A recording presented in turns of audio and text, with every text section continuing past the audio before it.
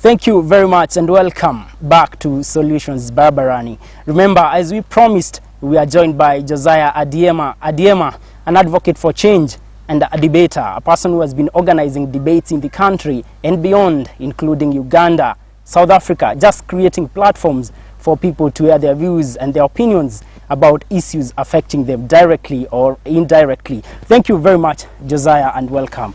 You've been organizing debates, yes, giving people platforms to air their views. And you know, one of the pressing issue in Kenya is about the IEBC. yes. And you remember the chicken scandal where there was 50 million in mention. Yes. So probably to start us off, what's your take about that? Well, you see, one of the shocking things is that IEBC, as it was, the same IEBC that underwent the process of this Corruption Act, is still intact.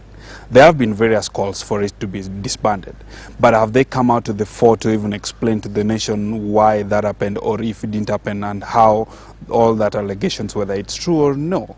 One of the way forward is to ensure that everything that transpired within that duration must come to the light. And if it comes to the light and finds there are certain people who are culpable, their heads must roll. And if that involves even rolling out the entire IEBC, because it's not just 2015 that is around the corner. We're also looking at the new election, that is the election that is coming through in 2017.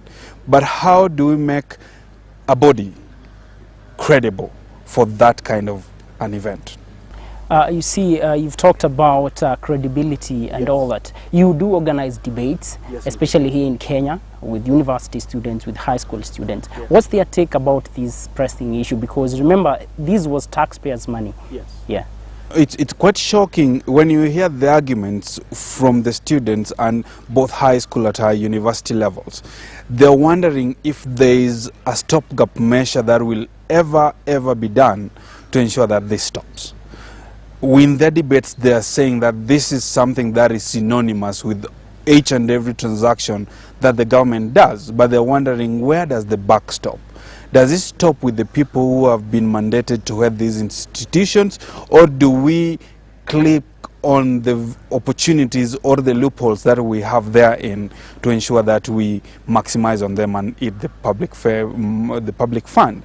And they're not an amused lot of Kenyan youth coming up there, and they're getting disillusioned. But to what extent are we going to deal with that disillusion? And now let's shift gears a bit and move from IEBC to ICC. You know, you remember earlier this year, our president now, who was facing charges against humanity, now yes, is a free person. Maybe you do write, I've read some of your articles as a political analyst. What is the future of the remaining cases? Well, the very moment Uhuru and Ruto got into power, the cases were on the process of crumbling. And the fact that eventually it got to this level whereby Uhuru is now free, albeit Bensouda is saying that it's not free per se, but we all know that that freedom, whatever the gap that has come for the freedom to be there, it is something that has been in the making ever since they got into power. And now the rest of the thing that is remaining for ICC is a PR gimmick. They would want to be seen that they're doing something. And what is it going to be? I bet on you that they would at least find something with the remaining cases. But one other thing that they have to contend with is the motion that is going to be pushed by the AU, because they want to pull out the African out of it. And with Museveni promising that is going to move the motion, I bet that one of the nations that would want to pull out of it, albeit in a nice way, is Kenya. But if Kenya refuses, Kenya pulls out, then what is the impact of it? In an exclusive interview with one of the local media houses here in Kenya, the ICC prosecutor, Bensouda, said that she really fought for the victims. Yes. What do you think is the solution? Now we are crossing over to 2015. What do you think is the solution? Because there may be those people that are still, you know, they are having the spirit of vengeance in regards to these cases. Yes. What's the way forward? Well, time is a healer. And one of the shocking things is when the news of the president getting free or being led to be free is the level of celebration that was exhibited by IDPs in various camps. And that then begs the question that are they the people who suffered in 2007? And then if they are the people who suffered in 2007, why the change of heart? Because the cases at the ICC were supposed to be giving them justice. So if they're celebrating that the accused persons are being let to be free, then is it that they were not after justice at all? So it's a question of whereby you want to know that are they interested in the justice system that is offered by ICC, or are they happy that finally their president is free? But which is a very tactical, which is a very hard thing to crack, because there are people who genuinely were seeking and looking for justice to come out of the ICC. Now, away from politics, let's go to morality issues. And you know, everyone is asking whether our morals are going south. If the media reports of my dress, my choice, yes, is anything to go by. Yes. Maybe you've handled some of these people, because you've interacted with university students, high school students in Kenya, East Africa, and also across African countries. So how is your take on that? My dress, my choice, also counted by nudity is not my choice. But the argument that lies in are people telling you, telling people how to dress up, but not wanting to know what is the choice of the people to dress up. The question lies in this fact. In the olden society, our people, our grandparents did not even used to wear clothes. There was nothing wrong with that.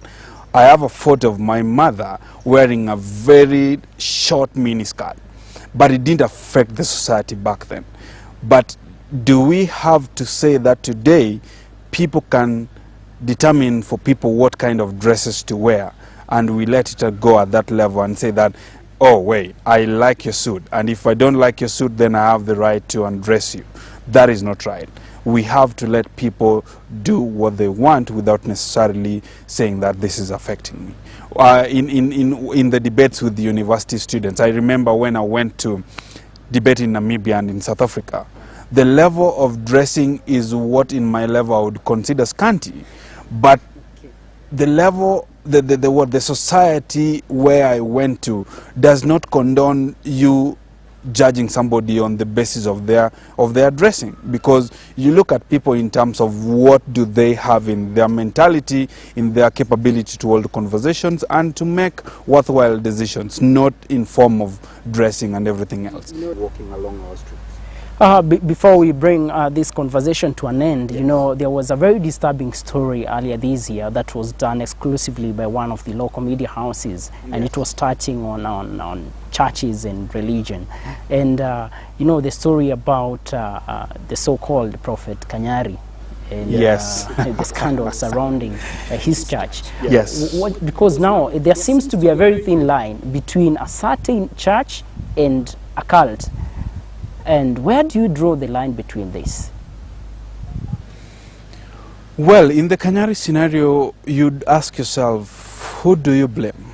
Do you blame the pastor? Do you blame the congregation that is culpable? Or do you blame the siege with which the church is holding the nation or the people therein? And you'd want to look into deeply what is the social aspects that want to make people run to the churches, even if they dupe them into believing certain things. So you see how the congregants, the following Sunday after the clip had been aired out, the way they celebrated when Kanyari was coming to the pulpit. Meaning that even with the level of exposure of what was happening, the congregants did not care. So who do you blame? It's a slippery slope. You'd want to blame Kanyari, but Kanyari is also doing it because it's being fueled by the desire of the congregants who like what he's doing. Is it a question of moral? Probably yes. But whose moral do you judge the most? And who is us to judge the morality of an individual? We've seen the year 2014, now we are almost crossing over to 2015. What can you be proud of as a Kenyan that you've seen happening in Kenya? One of the things that made me very proud is when we went for the Eurobond and there was oversubscription. That shows that there is a lot of confidence in this nation, and I want to unreservedly say that there is a level of confidence in investing in my country, Kenya, that is creeping up. And that is one thing that sends a statement that we are back, and we're back in big time.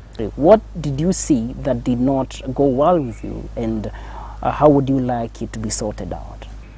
Each and every single day, there is an aspect of insecurity, be it in the streets of Nairobi, be it in Kabedo, be it in Baragoi, be it in Lamu or Westgate, even in our roads. But all of them point to one thing: somebody not doing something that they're supposed to do. Can people serve their mandate? If it's the procuring process, can people avoid corruption? If it's service, can people serve the nation with all their heart? Because it points to one thing leads to the other. If you do not procure rightly, if you do not have the right people in places, then it's very sad. So one of the things I'm hoping for this nation to tackle in big time, and it's coming through the bills that have been presented, though contentious, but is the level of insecurity for this nation, in this nation, to drop down. Thank you very much for sharing your ideas with us. Well, there you've got it. We've been speaking to Josiah Adiema, a person who believes in change, and that's why he represents so many people there that turn out for these debates and these platforms to air their views. Now, when we come back after this short break, we'll be looking at the positive stories that changed lives. And in the spirit of celebrating good, we are going to bring you some of these stories after the break. Stay tuned to WTV.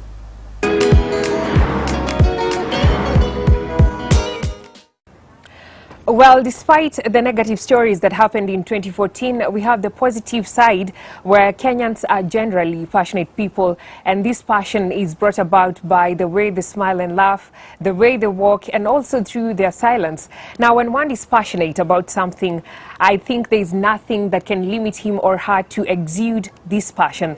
And one such person is the First Lady of Kenya, Margaret Kenyatta, who successfully raised awareness and funds to see that women and children have better health care. First Lady Margaret Kenyatta earned the coveted title for her efforts to stop preventable maternal and newborn deaths in the country. We ran because every mother should be able to hold her baby and take her baby home. And that baby should live to be strong and have many more birthdays.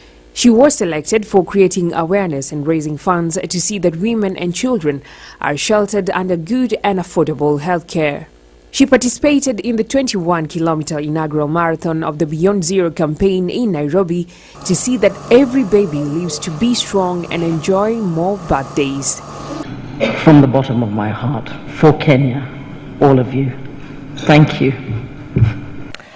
Well, still on the positive, the migration from analog to digital broadcasting has been set to begin after the industry stakeholders agreed on the switch over. Now, this has been a long process in which we have no choice but to embrace. But I believe that this has been a big step to our country in terms of development. On matters technology, Nairobi is set to migrate to the digital broadcasting by December 31st, while other parts of Kenya will be moved to the digital platform by March next year, according to the Communications Authority. This is a great step for Kenya, as this comes with advantages of better picture quality and reduced interference, not forgetting improved sound quality. Digital broadcast migration matters to Africa, as it has the potential to improve both the quantity and quality of what is available on TV. Now, anybody can actually create content and utilize the current channels, which are more. From one, you could get between 20 and 30 channels. And because of that, there will be more content. And the more content that you have, you can be able to take advantage of that. But ideally, there are channels which we call free to air. They are supposed to be free. If you just want to watch the current free to air channels, you shouldn't be paying. Well, and finally, we cannot forget to celebrate Paula Kahumbu, who has been leading the Hands of Our Elephants campaign to protect wildlife. Let's have a look at that clip. Wildlife crime is now the most urgent threat to wild elephants, rhinos and tigers. Tens of thousands of elephants are killed every year for their ivory tusks. Paula Kahumbu is the Executive Director of Wildlife Direct and leads the Hands of Our Elephants campaign launched in 2013. Look, we're losing our wildlife at a very fast rate. Whether we call it a disaster or not, it requires an urgent response. It requires a very urgent response. If we fail to stem the bleeding in the bush because of a word called disaster, we will have ourselves to blame for the fact that our children and grandchildren will never know what elephants are, or rhinos for that matter.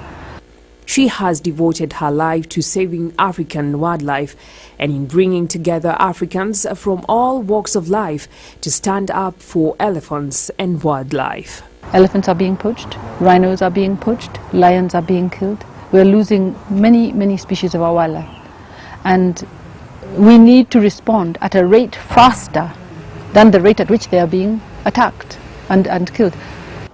Well, we come to the end of our show, and for all those who have made Solutions Barabarani a success, we appreciate them. You can always talk to us through our SMS line, that is 20058, or comment on our Facebook page, that is WTV Kenya.